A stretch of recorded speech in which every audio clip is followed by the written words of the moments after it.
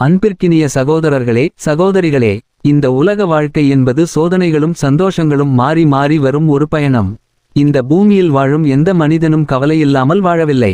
பணக்காரருக்கும் கவலை இருக்கிறது, ஏழைக்கும் கவலை இருக்கிறது, அதிகாரத்தில் இருப்பவருக்கும் கவலை இருக்கிறது, சாதாரண மனிதருக்கும் கவலை இருக்கிறது.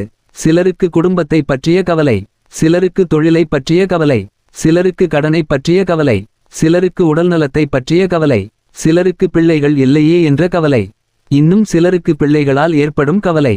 இவ்வாறு கவலையின் வடிவம் மாறினாலும் கவலை என்ற உணர்வு மனித வாழ்க்கையின் ஒரு பகுதியாகவே இருக்கிறது. சில நேரங்களில் வாழ்க்கை நம்மை மிகவும் சோர்வடையச் செய்கிறது. நாம் எதிர்பார்த்த கதவுகள் மூடப்பட்டு விடுகின்றன. நாம் ஆசைப்பட்ட விஷயங்கள் நம்மை விட்டு தூரமாகி விடுகின்றன. நாம் விரும்பாத விஷயங்கள் நம்மை தேடி வருகின்றன. அப்போது மனம் உடைந்து விடுகிறது. ஆனால் ஒரு முஃமின் எப்படி இருக்க வேண்டும் என்பதை அல்லாஹ்வும் அவனுடைய தூதர் ஸல்லல்லாஹு அலைஹி வஸல்லம் அவர்களும் நமக்கு தெளிவாக கற்றுத் தந்திருக்கிறார்கள். அல்லாஹ் அல்குரானில் கூறுகிறான், நீங்கள் ஒரு விஷயத்தை விரும்பலாம், ஆனால் அது உங்களுக்கு நன்மையற்றதாக இருக்கலாம். நீங்கள் ஒரு விஷயத்தை வெறுக்கலாம், ஆனால் அதில்தான் உங்களுக்கு நன்மை இருக்கலாம். அல்லாஹ் அறிவான், நீங்கள் அறிய மாட்டீர்கள். எவ்வளவு ஆழமான வார்த்தைகள்!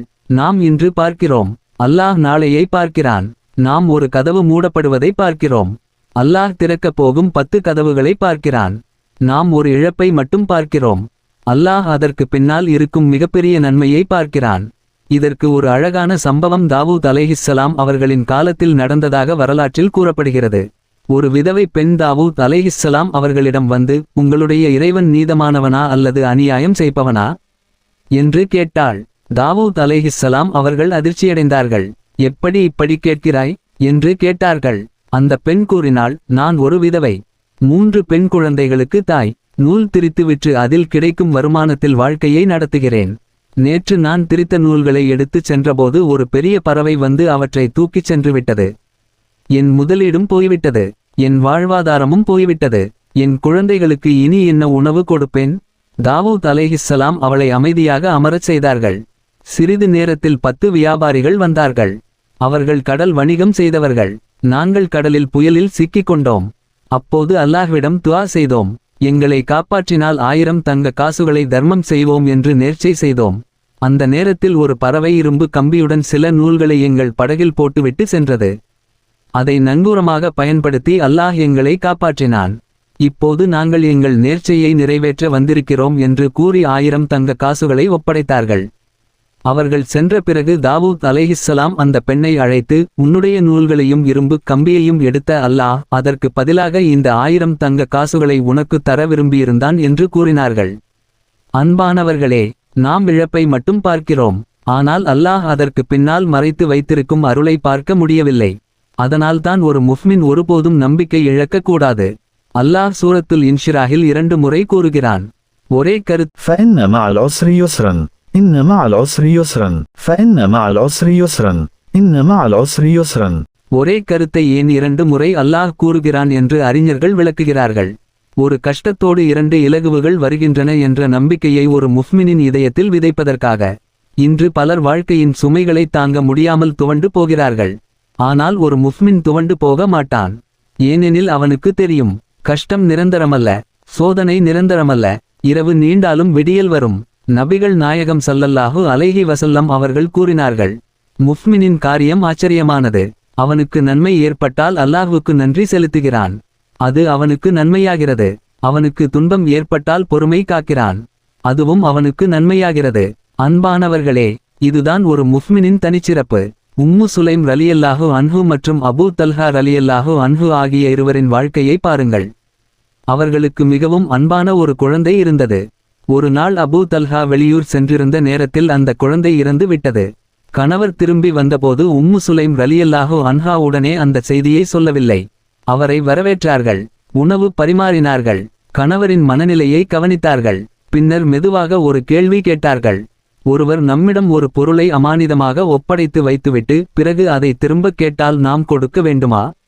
அபூ தல்ஹா ரலியல்லாஹு அன்ஹு சொன்னார்கள், நிச்சயமாக கொடுக்க வேண்டும். அப்போது உம்மு சுலைம் ரலியல்லாஹு அன்ஹா சொன்னார்கள், அப்படியானால் அல்லாஹ் நமக்கு அமானிதமாக தந்த குழந்தையை திரும்ப எடுத்து கொண்டான். எவ்வளவு பெரிய ஈமான்! அபூ தல்ஹா ரலியல்லாஹு அன்ஹு மறுநாள் நபிகள் நாயகம் ஸல்லல்லாஹு அலைஹி வஸல்லம் அவர்களிடம் சென்றார்கள். அப்போது நபியவர்கள் அவர்களுக்காக துஆ செய்தார்கள். அந்த துஆவின் பரக்கத்தால் அல்லாஹ் அவர்களுக்கு அப்துல்லாஹ் என்ற மகனை வழங்கினான். அந்த சந்ததியில் பல அறிஞர்களும் நல்லடியார்களும் தோன்றினார்கள். அன்பானவர்களே, அல்லாஹ் எதையாவது எடுத்தால் அதற்கு பதிலாக இன்னும் சிறந்ததை வழங்க வல்லவன். அதேபோல் உம்மு சலமா ரலியல்லாஹு அன்ஹா அவர்களின் வாழ்க்கையும் நமக்கு ஒரு பெரிய பாடம். அவர்களின் கணவர் அபூ சலமா ரலியல்லாஹு அன்ஹு மறைந்தபோது அவர்கள் மிகவும் துயரமடைந்தார்கள். ஆனால் நபிகள் நாயகம் ஸல்லல்லாஹு அலைஹி வஸல்லம் அவர்கள் கற்றுத் தந்த துஆவை அவர்கள் கூறினார்கள். إنا لله وإنا إليه راجعون اللهم أجرني في مصيبتي واخلف لي خيرا منها. إنا لله وإنا إليه راجعون اللهم أجرني في مصيبتي واخلف لي خيرا منها.